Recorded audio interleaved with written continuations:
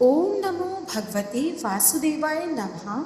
आज सुनेंगे अगले अध्याय की कथा को। पुण्यशील सुशील बोले, हे विभो, गौलोक को चलो, यहाँ देरी क्यों करते हो? तुमको पुरुषोत्तम भगवान का सामीप्य मिला है। कदर्य बोला, मेरे बहुत कर्म अनेक प्रकार से भोगने योग्य हैं, परंतु हमारा उद्धार कैसे हुआ जिससे गौलोक को प्राप्त हुआ? जितनी वर्षा की धाराएं हैं, जितने तृण हैं, पृथ्वी पर धूलि के कण हैं, आकाश में जितनी ताराएं हैं, उतने मेरे पाप हैं। मैंने यह सुंदर और मनोहर शरीर कैसे प्राप्त किया? हे हरि भगवान के प्रिय, इसका अति उग्र कारण मुझसे कहिए। श्री नारायण बोले, कदर्य की इस प्रकार वाणी को श्रवण करके हरि के दूतों ने कहा, अहो आश्चर्य है हे देव, आपने इस पद की प्राप्ति का कारण महान साधन कैसे नहीं जाना? हे प्रभु, सब में उत्तमोत्तम विष्णु का प्रिय महान पुण्य फल को देने वाला पुरुषोत्तम नाम से प्रसिद्ध मास को क्यों नहीं जाना? उस पुरुषोत्तम मास में देवताओं से भी ना होने वाला तप तुमने किया। हे महाराज, वन में वानर शरीर से अज्ञान में वह तप हुआ है। मुख रोग के कारण अज्ञान से अनाहार व्रत हुआ और तुमने बंदरपने की चंचलतावश वृक्ष से फलों को तोड़कर पृथ्वी पर फेंका। उन फलों से दूसरे मनुष्य तृप्त हुए। अंतःकरण में विशेष दुख होने से पानी भी नहीं पान किया। इस तरह श्री पुरुषोत्तम मास में अज्ञानतावश तुमसे तीव्र तप हो गया। हे अनग, फलों के फेंकने से परोपकार भी हो गया। वन में घूमते घूमते शीत वायु घाम को सहन किया और श्रेष्ठ तीर्थ में सुंदर महातीर्थ में 5 दिन गोता लगाया, जिससे श्री पुरुषोत्तम मास में तुमको स्नान का पुण्य प्राप्त हो गया। इस प्रकार तुम्हारे रोग के अज्ञान से उत्तम तप हो गया। सो यह सब सफल हुआ और तुमने इस समय अनुभव किया, जब बिना समझे पुरुषोत्तम मास के सेवन हो जाने से तुमको यह फल मिला है, तो मनुष्य इस पुरुषोत्तम मास के उत्तम महात्म्य को जानकर श्रद्धा से विधि पूर्वक कर्म करे तो उसका क्या कहना है? तुमने अपना जो अर्थ साधन किया वैसा करने को कौन समर्थ है? पुरुषोत्तम भगवान को और कोई वस्तु प्रीति को देने वाली नहीं है। इस भारत खंड में अति दुर्लभ मनुष्य योनि में जन्म लेकर जो पुरुषोत्तम भगवान की सेवा करते हैं, जिस पुरुषोत्तम मास में एक भी उपवास के करने से मनुष्य पाप पुंज से छूट जाता है, वहाँ तुमने महीनों उपवास किया। इस उग्र तपस्या का फल कहाँ जाएगा? इस मास के समान वे प्राणी धन्य और कृतकृत्य हैं। वे सदा भाग्यवान पुण्य कर्म के करने वाले पवित्र हैं और उनका जन्म सफल है, जिनका सबसे उत्तम पुरुषोत्तम मास स्नान दान जप से व्यतीत हुआ है।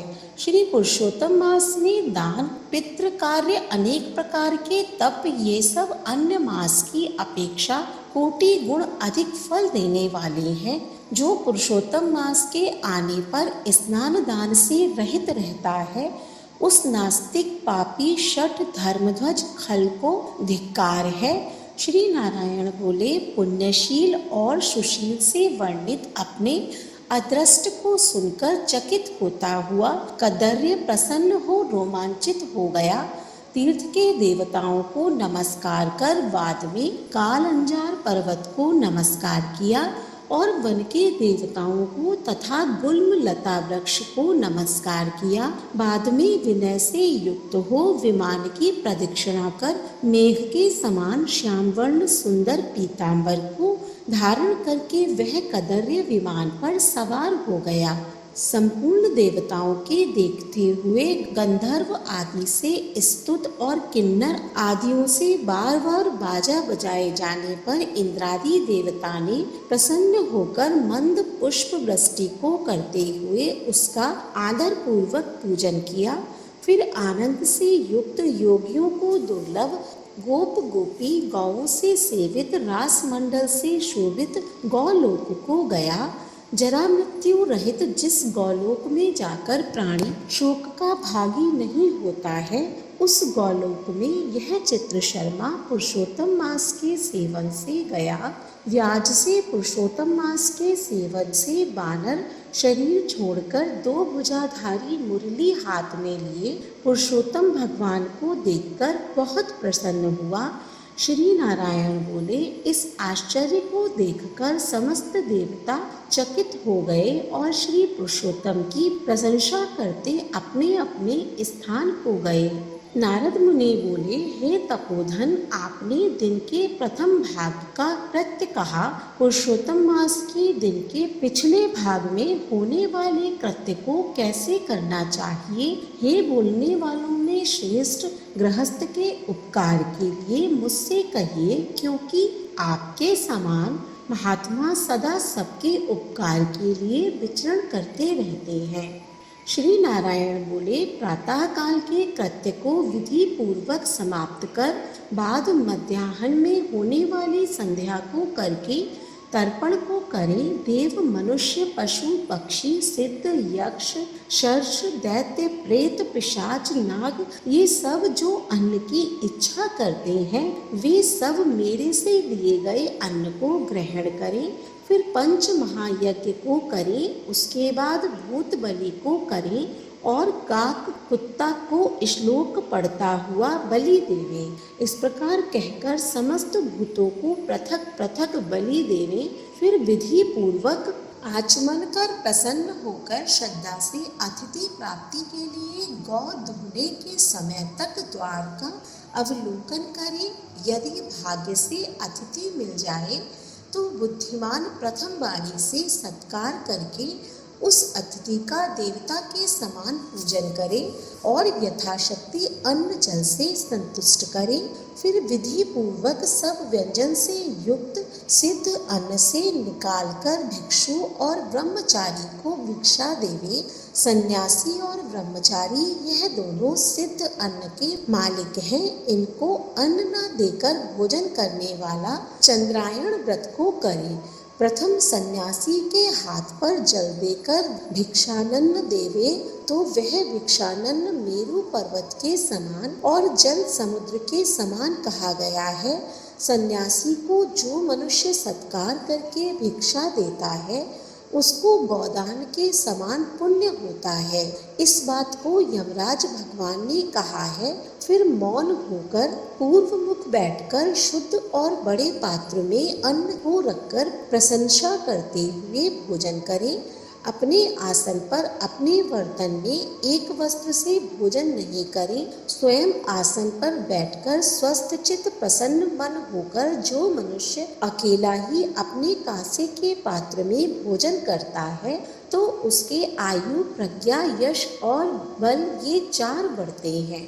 दिन में सत्यम त्वतीर्णं परिशिच्यामि, रात्रि में ऋत्वम व सत्येन परिपृच्छामि। इस मंत्र से हाथ में जल लेकर निश्चय कर कर घृत व्यंजन युक्त अन्न का भोजन करें। भोजन में से कुछ अन्न लेकर इस प्रकार कहें, भूपतये नमः। प्रथम कहकर भुवन पतये नमः कहें, भूतानां पतये नमः कहकर धर्मराज की बलि देवे। फिर चित्रगुप्त को देकर भूतों को देने के लिए यह कहें, जिस किसी जगह स्थित भूख प्यास से व्याकुल भूतों की तृप्ति के लिए यथासुख यह अक्षय अन्न हावे प्राणाय, अपानाय, व्याघ्नाय, उदानाय तथा समानाहि कहें। प्रणव प्रथम उच्चारण कर अंत में स्वाहा पद जोड़कर घृत के साथ 5 ग्रास जीवा से प्रथम निगल जाएं, दांतों से न दबाएं। फिर तन्मय होकर प्रथम मधुर भोजन करें। नमक के पदार्थ और खट्टा पदार्थ मध्य में, कड़वा तीखा भोजन के अंत में खाएं। पुरुष प्रथम द्रव्य पदार्थ भोजन करें, मध्य में कठिन पदार्थ भोजन करें, अंत में पुनः पतला पदार्थ भोजन करे तो बल और आरोग्य से रहित नहीं होता। मुनि को 8 ग्रास भोजन के लिए कहा है, वानप्रस्थाश्रमी को 16 ग्रास भोजन के लिए कहा है, गृहस्थाश्रमी को 32 ग्रास भोजन कहा है और ब्रह्मचारी को अपरिमित ग्रास भोजन के लिए कहा है। द्विज को शास्त्र के विरुद्ध भक्ष्य भोज आदि पदार्थों को नहीं खाना चाहिए। शुष्क और बासी पदार्थ को विद्वानों ने खाने के अयोग्य बतलाया है। घृत दूध को छोड़कर अन्य वस्तु सशेष भोजन करें। भोजन के बाद उस शेष को उंगलियों के अग्र भाग में रखकर अंजलि जल से पूर्ण करें। उसका आधा जल पी जाएं और उंगलियों के अग्र भाग में स्थित शेष को पृथ्वी में देकर ऊपर से अंजलि का शेष आधा जल डालें। विद्वान उसी जगह इस मंत्र को पढ़ता हुआ सिंचन करे। ऐसा न करने से ब्राह्मण पाप का भागी होता है, फिर प्रायश्चित करने से शुद्ध होता है। रौरवे पूय नीलने पद्मा वुर्द निवासिनाम आर्थिना मुदकम दत्तमक्षय मुक्तिष्ठतु। मंत्रार्थ रौरव नरक में पीप के गड़े में पद अर्बुद वर्ष तक वास करने वाले तथा इच्छा करने वाले के लिए मेरा दिया हुआ यह जल अक्षय होता हुआ प्राप्त हो। मंत्र पढ़ के जल से सिंचन कर दांतों को शुद्ध करें। आचमन कर गीले हाथ से पात्र को कुछ हटाकर उस भोजन स्थान से उठकर बाहर बैठकर स्वस्थ होकर मिट्टी और जल से मुख हाथ को शुद्ध कर 16 कुल्ला कर शुद्ध हो सुख से बैठकर इन 2 मंत्रों को पढ़ता हुआ हाथ से उदर को स्पर्श करें। अगस्त्यम कुंभकर्णम च शनिम च बंडवानलम आहार परिपाकार्थम स्मरे द्रीमम च पंचमम। आतापि मारितो येन वातापो च निपातिता समुद्रा शोषितो येन सा मे अगस्त्या प्रसीदतु। अगस्त्य कुंभकर्ण शशि शनि बड़वानल और पंचम भीम को आहार के परिपाक के लिए स्मरण करें। जिसने आतापी को मारा और बातापी को भी मार डाला, समुद्र का शोषण किया, वह अगस्त्य मेरे ऊपर प्रसन्न हो। इसके बाद प्रसन्न मन से श्री कृष्ण देव का स्मरण करें। फिर आचमन कर तांबूल भक्षण करें। भोजन करके बैठकर परब्रह्म श्री कृष्ण का उत्तम मार्ग के अविरोधी उत्तम शास्त्रों के विनोद से विचार करें। बुद्धिमान अध्यात्म विद्या का श्रवण करें। सर्वथा आजीविका से हीन मनुष्य भी एक मुहूर्त स्वस्थ मन होकर श्रवण करें। जो श्रवण कर धर्म को जानता है, श्रवण कर पाप का त्याग करता है, श्रवण के बाद मोह की निवृत्ति होती है, श्रवण कर ज्ञान रूपी अमृत को प्राप्त करता है। नीच भी श्रवण करने से श्रेष्ठ हो जाता है और श्रेष्ठ भी श्रवण से रहित होने से नीच हो जाता है। फिर बाहर जाकर यथासुख व्यवहार आदि करें और सर्वथा सिद्धि को देने वाले श्री कृष्ण भगवान का मन से ध्यान करें। सूर्य नारायण के अस्ताचल जाने के समय तीर्थ में जाकर अथवा गृह में ही पैर धोकर पवित्र वस्त्र धारण कर साय संध्या की उपासना करें। जो द्विजों में अधम प्रमाद से साय संध्या नहीं करता है, वह गोवध गौवध पाप का भागी होता है और मरने पर रौरव नरक को जाता है। कभी समय से न करने पर संकट में मार्ग में हो तो द्विज श्रेष्ठ आधी रात के पहले साय संध्या को करें। जो ब्राह्मण श्रद्धा के साथ प्रातः मध्याह्न और साय संध्या की उपासना करता है, उसका तेज घृत छोड़ने से अग्नि के समान अत्यंत बढ़ता है। सायकाल में सूर्य नारायण के आधा अस्त होने पर प्राणायाम करें। प्राणायाम कर आपो हिष्टा इस मंत्र से मार्जन करें और सायंकाल को अग्निष्ठमा इस मंत्र से आचमन करें और प्रातःकाल सूर्यष्ठमा इस मंत्र से आचमन करें। पश्चिम मुख बैठकर मौन तथा समाहित मन होकर प्रणय और व्याहति सहित गायत्री मंत्र के रुद्राक्ष की माला लेकर तारा के उदय होने तक जप करें। वरुण संबंधी ऋचाओं से सूर्य नारायण का उपस्थान कर प्रदक्षिणा करता हुआ दिशाओं को तथा पृथक पृथक दिशाओं के स्वामी को नमस्कार करें। सायं संध्या की उपासना कर अग्नि में आहुति देकर भृत्य वर्गों के साथ अल्प भोजन करें।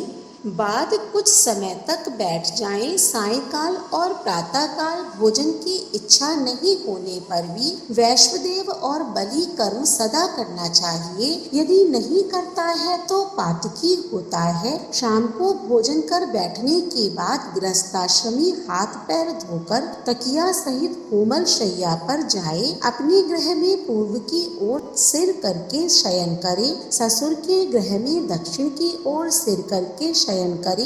परदेश में पश्चिम की ओर सिर करके शयन करे, परंतु उत्तर की ओर सिर करके कभी शयन नहीं करे।